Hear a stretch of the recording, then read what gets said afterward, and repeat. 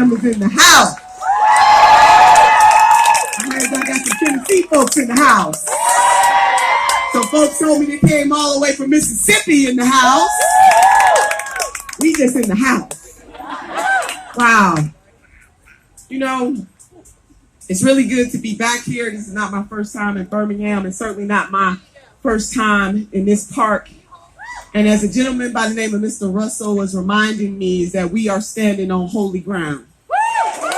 And it's easy in 2019 to take for granted where we are, and easy to take for granted that the 16th Street Baptist Church is right across the street. It's easy for us to take that for granted because we stand not only on the shoulders of folks, but we stand on their blood, we stand on their sweat, and we stand on their tears. This is holy ground.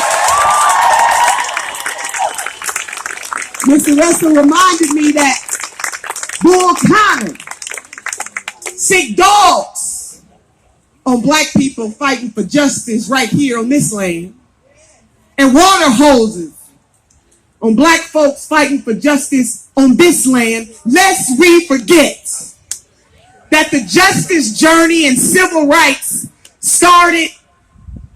was part of the fabric of what makes up Birmingham. We are on holy ground. And not only that, but today is Malcolm X's birthday. Holy ground. You know, this morning, Senator and I, we were in Atlanta, and we had a chance to visit a couple of churches, but one church in particular, the First Congregational Church, where Pastor Andrew said these words. And sisters and brothers, it is Sunday, right? Do you mind if a sister just takes a little, I'm a preacher's kid. And something that Pastor Andrew said that really to me encapsulates the senator's campaign. He talked about mutual hope and common good. And that is what the candidacy of Senator Bernie Sanders is all about. It is about mutual hope and common good. In Birmingham, if don't nobody else understand what it means to have leaders that will stand up in the face of bigotry and say to bigotry that we will not continue to allow you to discriminate and treat folks like second-class citizens. Birmingham, you understand. This campaign is about mutual hope and common good. And Senator Bernie Sanders doesn't just talk the talk, but he walks the walk. See, we got receipts, hashtag receipts. And you can roll the tape on Senator Sanders 10 years ago, 20 years ago, 30 years or 40 years ago, and you will know that he has been preaching the gospel of justice the entire time. See, he's not new to this. He's not new to this. Hashtag history matters. In Birmingham, you understand that history matters because we are standing on holy ground. So when Senator Sanders says that he is fighting for Medicare for all so that folk can have health care, not access to health care, but to have health care.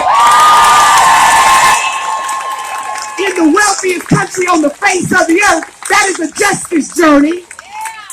And when he says that young folks and some seasoned folks too, don't leave out the seasoned folks, to have access to college and not be saddled with debt, that is a justice journey. And when he stands on the picket line with Verizon workers and Marriott workers and March on Mississippi to help Nissan workers unionize, that's a justice journey. We got the receipt. So whether we want to go back to when he was 19 years old or to where he is today, we have the receipts. Birmingham, this race that Senator Sanders is in is about mutual hope and common respect and decency and justice for all.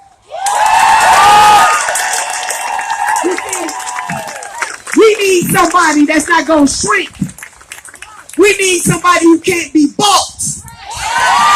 Come on, somebody. Come on now. We need somebody who ain't gonna sell out. We need somebody who understands the mosaic of humanity. And that is Senator Bernie Sanders. So can y'all do something for our sister? With these hands, raise one hand for yourself and another hand for somebody else, because we're going to get the senator on up here. Sister can go. I'm just feeling this thing, and I need you to feel it too. Because people vote from their heart first and then to their head.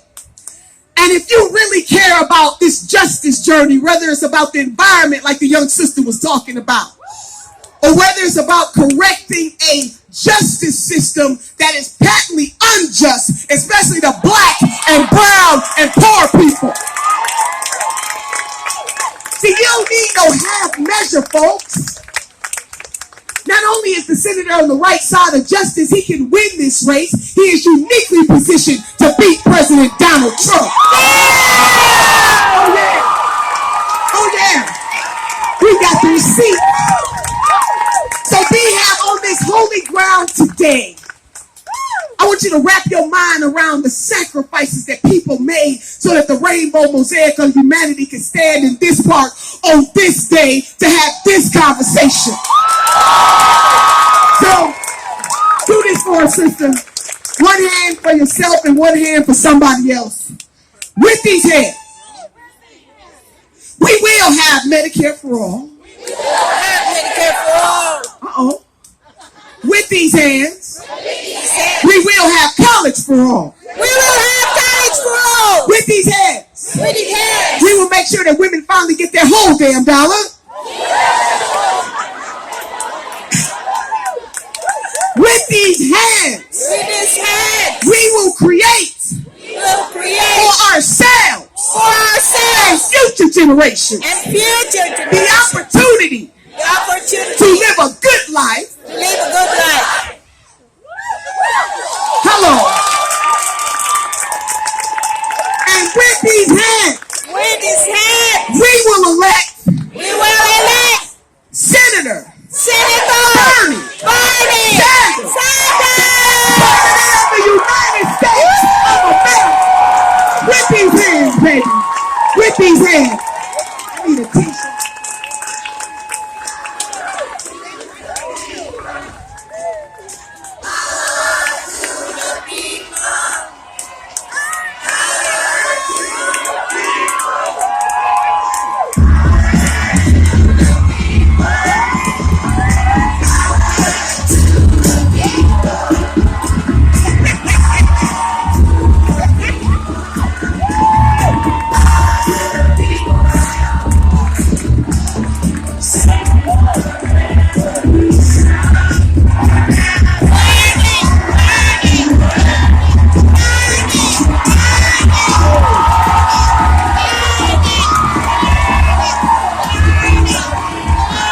Hello, Birmingham.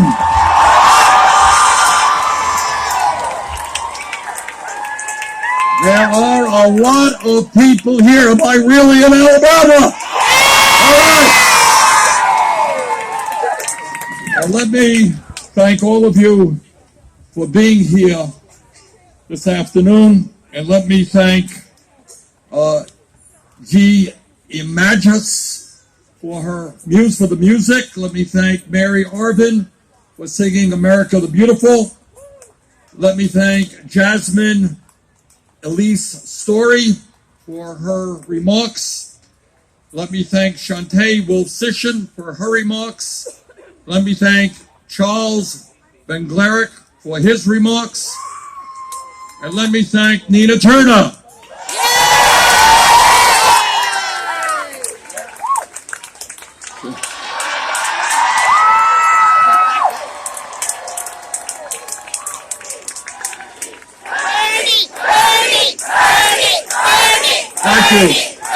Thank you. I am really delighted to be here in Alabama because I know that in your state people are and will come together, black and white and gay and straight, to stand up to all of the injustices that we see. And I want to welcome you to a campaign which is not only going to win the Democratic nomination, which is not only going to defeat Donald Trump, but which, in fact, in a very profound way, is going to transform the United States of America.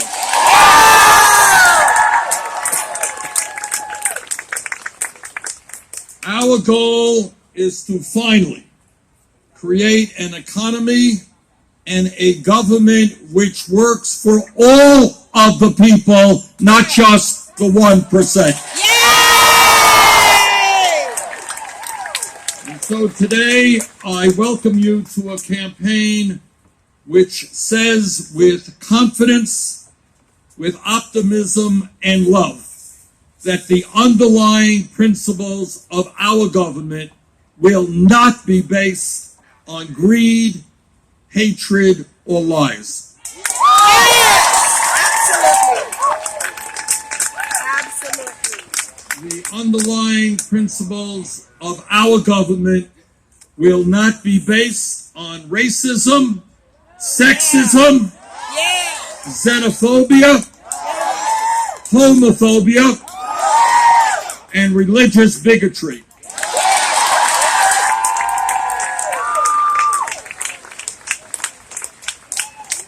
The principles of our government will be based on justice. Economic justice, social justice, racial justice, and environmental justice.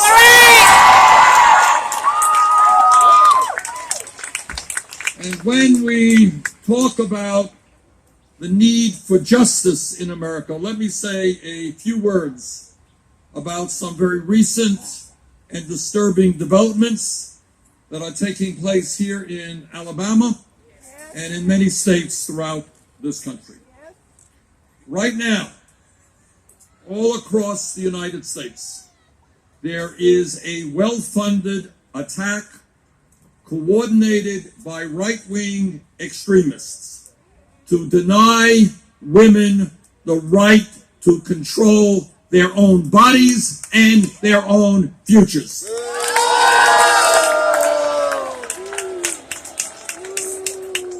Just this week, Alabama passed the most restrictive law in the country, outlawing all abortion, even if a woman was raped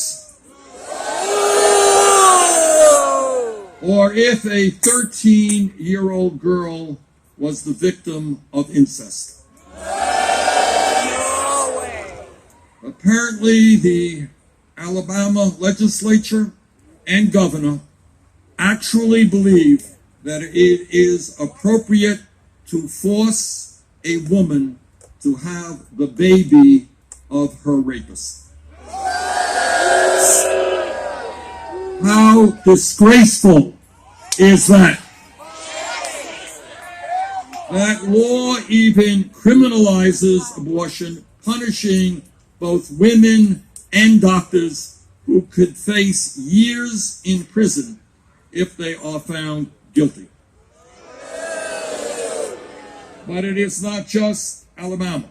Last week, the governor of Georgia signed a law that would outlaw abortion before many women even know that they are pregnant. The goals of these laws is nothing less than overturning Roe v. Wade, the Supreme Court decision guaranteeing a woman the right to control her own body. Make no mistake about it. These laws are dangerous, they are regressive, and they are blatantly unconstitutional.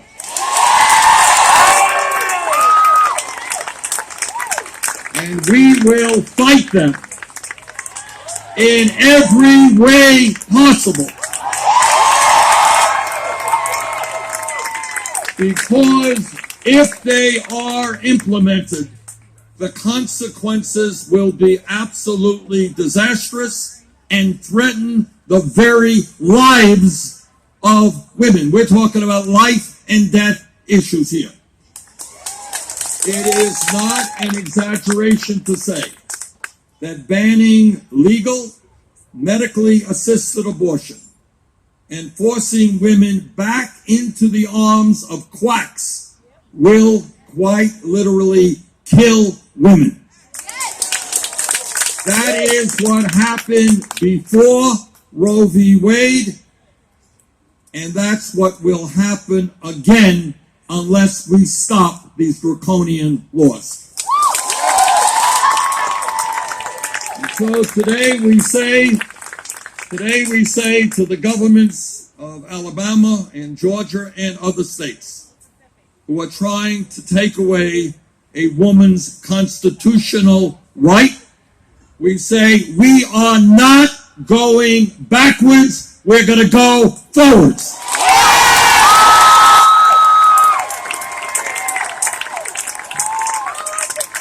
Now, I was on a TV show this morning, and the moderator asked me, he said, Senator Sanders, if you are elected president, will you have a litmus test regarding the people you appoint or nominate to the Supreme Court with regard to Roe v. Wade? And let me tell you what I told him.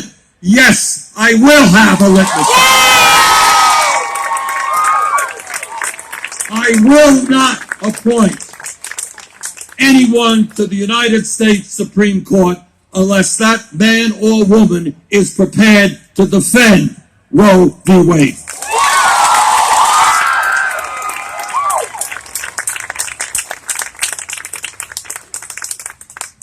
Now, as we think about where we are as a nation, it's important to understand what the political strategy is of Donald Trump and his friends. And their strategy is not complicated.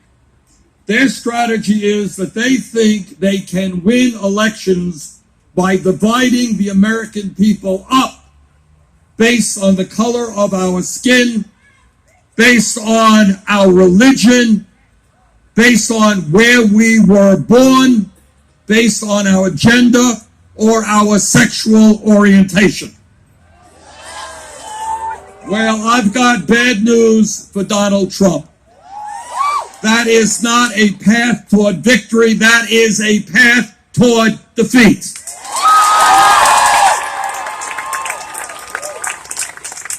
And together, we are going to defeat Donald Trump.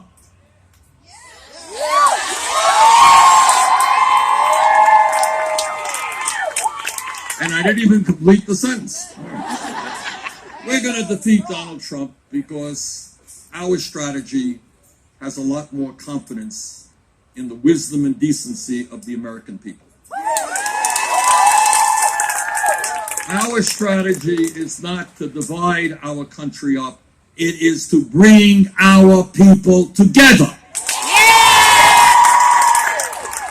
Black and whites and Latino and Asian American and Native American, men and women. And when I speak about men, something comes to my mind. All right, guys, you listening up?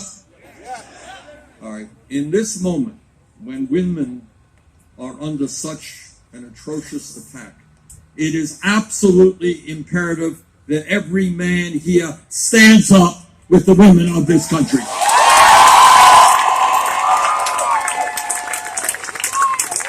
So we are going to stand together and not let Donald Trump divide us up. And we are going to run a campaign and run a government based on justice. You know, some of you may have noticed that the motto of our campaign, our message is us, not me. You know what that means?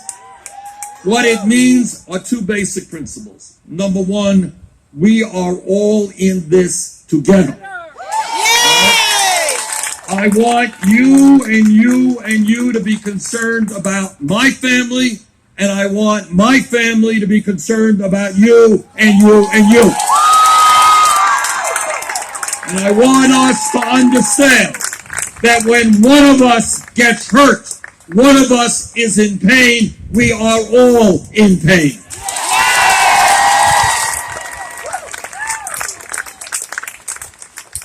And when we talk about justice, it means, and very few people talk about this. You know, our campaign is a little bit different because what we talk about ain't on television, ain't in the newspapers. And when we talk about justice, we talk about doing everything we can to prevent this country moving into an oligarchy. You all know what it means, what oligarchy is about?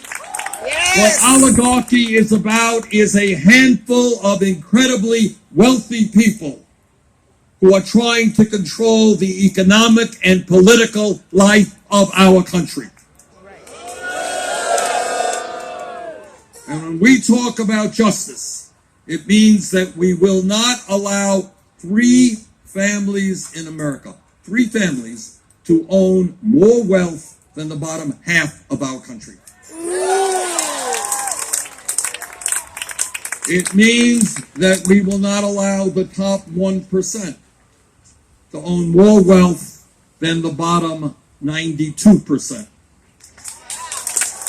And at a time in Vermont and in Alabama and in every state in this country, we got working people working 2 or 3 jobs in order to take care of their families. We will not allow 49% of all new income to go to the top 1%. We are fighting for an economy that works for all of us, that works for our children, that works for our grandparents, that works for working people. And the American people are sick and tired of the greed we are seeing at the top of the economic ladder.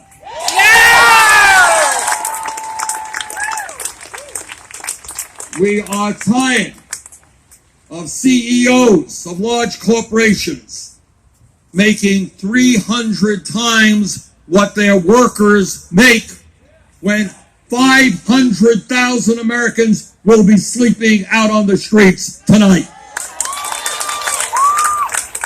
We are tired of the very rich becoming much richer when over half of the people in this country are living paycheck to paycheck. Well, I grew up, unlike Donald Trump, I did not grow up in a billionaire family. I grew up in a working class family. I'm proud of that. I know where I came from. My family lived paycheck to paycheck. And what that means right now in Alabama and in Vermont and all over this country, you have people at this moment worrying that if their car breaks down, they can't get to work. And if they can't get to work, they get fired. And if they get fired, they can't take care of their children. You got people scared to death that somebody in the family is going to end up in the hospital.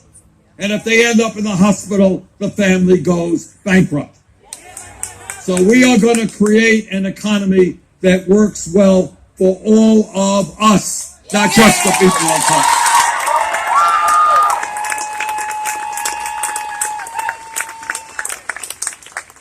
And when we talk about injustice in this country, we're not only talking about the incredible national levels of disparity that we have, we are also talking about racial disparities. It is not acceptable to me or to you that black families own 1/10 of the wealth of white families. that the infant mortality rate within the African American community is 2.5 times what it is in the white community. That redlining in housing continues to exist. That African American business cannot get the loans they need at affordable rates. That black school districts are underfunded, and that a great deal of racism exists within our broken criminal justice system. So we are going to bring justice to America, and that means we will end institutional racism from one end of this country to the other.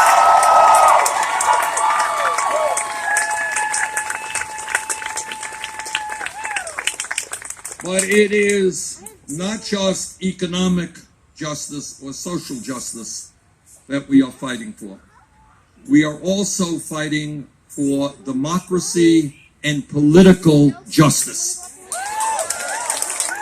Together, we are going to create a political system which is based on one person, one vote, not billionaires buying elections.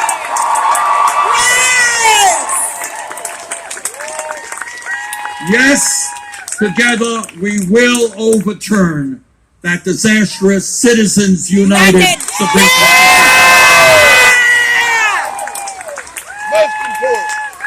Yes, number one. We are going to end voter suppression in the United States of America. And let me repeat to you what I have said a million times. And that is, I believe in democracy. I have run for office in Vermont many, many times. Sometimes I've lost. Most of the times I've won. But it has never, ever occurred to me to figure out ways that I could prevent people from voting because they might vote against me. That's right. So today I say to those cowardly Republican governors all over this country, if you don't have the guts to participate in free, fair, and open elections, get the hell out of politics and get a new job.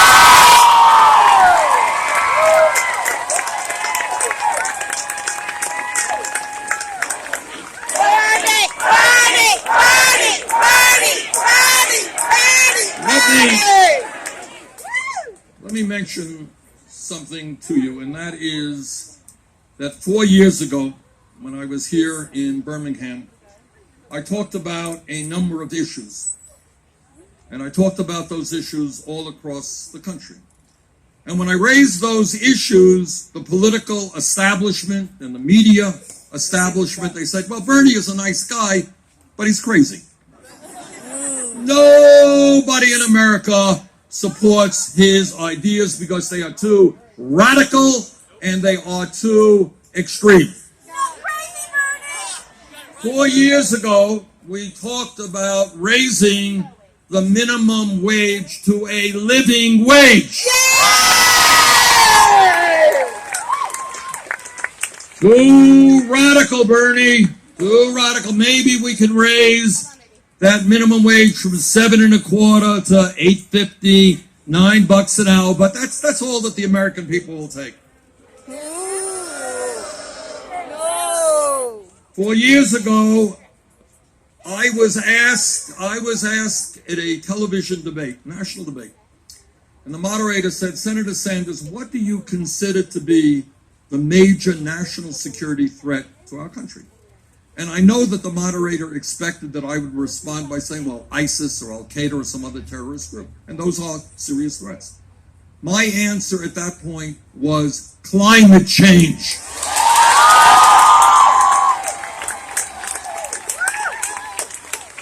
And the moderator laughed.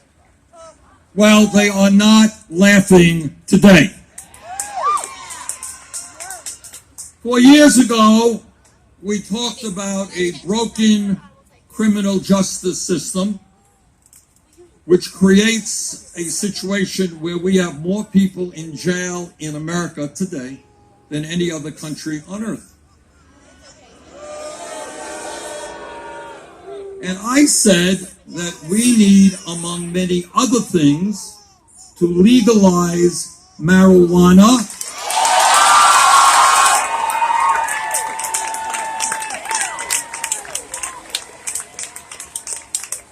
Four years ago, we talked about the power of super PACs on the political process. And 4 years ago, we talked about ending the power of super delegates at the Democratic National Convention. Well, 4 years have come and gone. And those ideas that 4 years ago were considered to be radical and extreme are now supported overwhelmingly by the American people.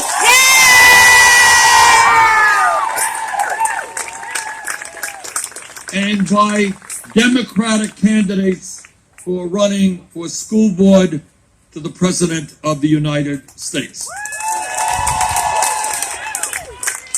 So we have come a long way in 4 years in changing the political discussion in America as to what is possible.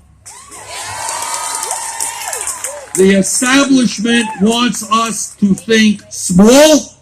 We are going to think big. The establishment tells us that ordinary Americans are powerless, can't make change. We think that real power in this country rests with ordinary people. The establishment tells us that the rich are going to get much richer and 40 million Americans are going to stay poor, and there ain't nothing we can do about it. We beg to differ.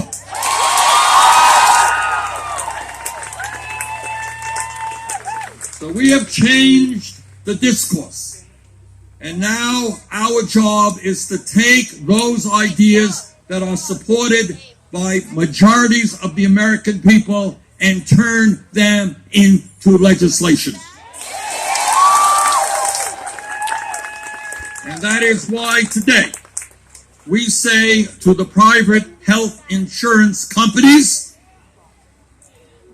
whether you like it or not, the United States of America will join every other major country on earth and guarantee health care to all people as a right.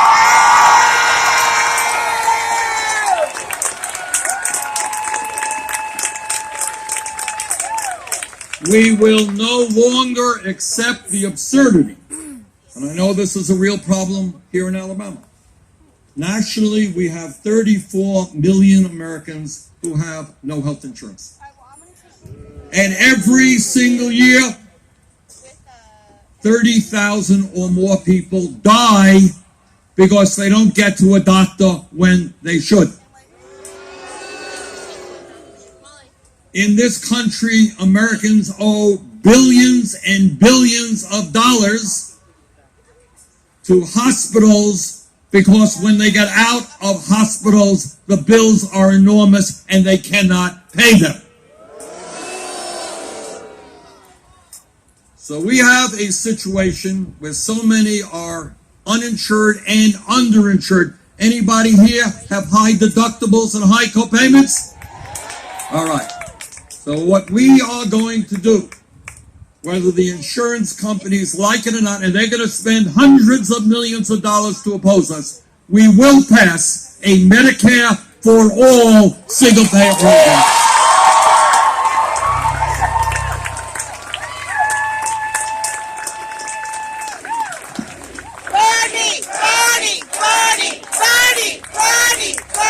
Healthcare is a human right, not a privilege. Yes. Today we say to the pharmaceutical industry, you will no longer charge the American people the highest prices in the world for the medicine they need. Last year, we want to talk about greed. Last year, the top 10 drug companies in America made $69 billion in profit. At the same time, 1 in 5 Americans cannot afford the medicine their doctors prescribe. So you know what we are going to do? We are going to lower drug prices in this country by 50%. And today we say to Walmart and the fast food industry and other employers who are paying their workers starvation wages, whether you like it or not, we're going to raise the national minimum wage to $15 an hour.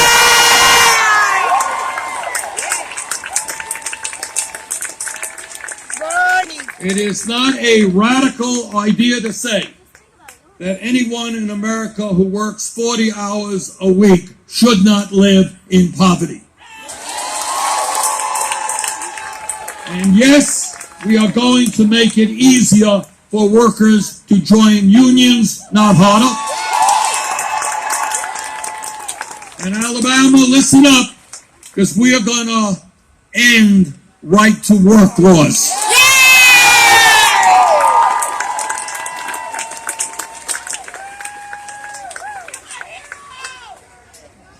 And today, we say to working parents that you know, and every child psychologist knows, that the most important years of human development are 0 through 4.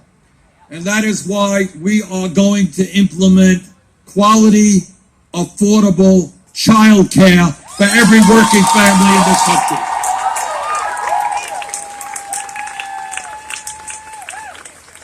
And today we say to the young people in this country, we want you to get the best education that you can. And if you don't want to go to college, then you go to trade school, wherever you want to go to get the skills you need to go out and get a good job. And that is why we are going to make public colleges and universities tuition free.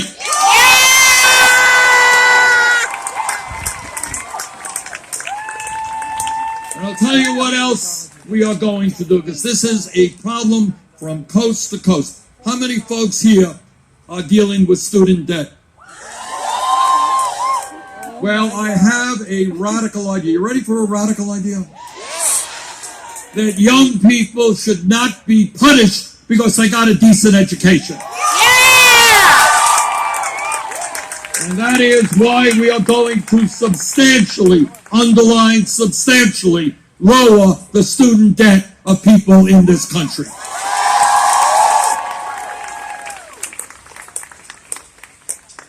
And today, on an issue that is not only of vital importance to our country, but to the world, we say to Donald Trump and the fossil fuel industry that climate change is not a hoax, that climate change is one of the great threats to this country and the planet.